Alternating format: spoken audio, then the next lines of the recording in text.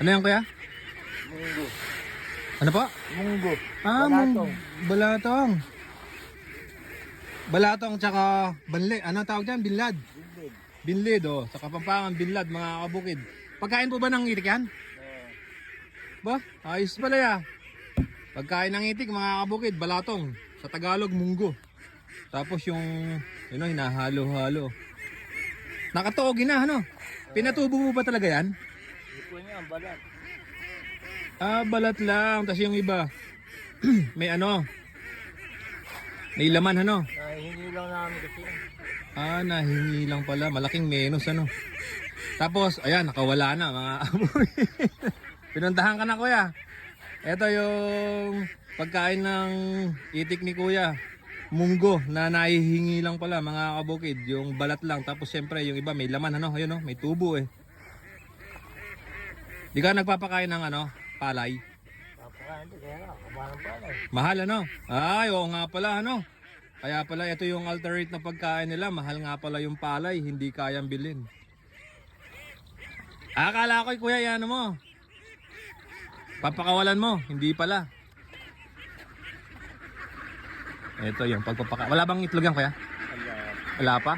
Mangingisa na ako eh. Maliliit pa, mga kabukid. Ito.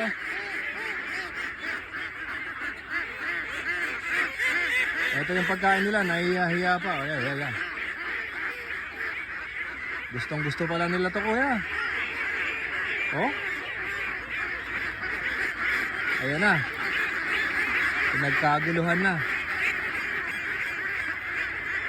Munggo at saka binlid mga kabukid. Pinaghalo ni kuya. Ayos pala, ano? Kala ko may itlog. Wala kang itlog dyan, kuya?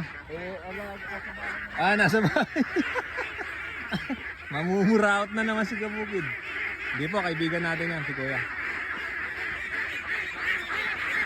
Dami, oh.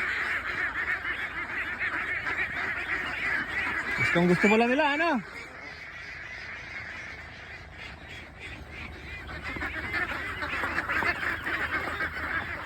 Yung nangingitlog mo kaya nasa bahay nyo? Yun, oh. Marami palang itik si kuya. Bukod sa merong maliit, meron ding malaki.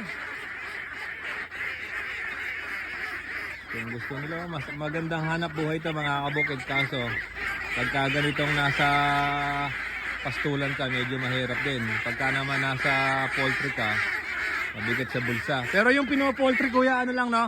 Yung pino-poultry po, yung mga nangingitlog lang, ano? Pero yung mga ganito, talagang pinapaano dito, pinapastulan, ano?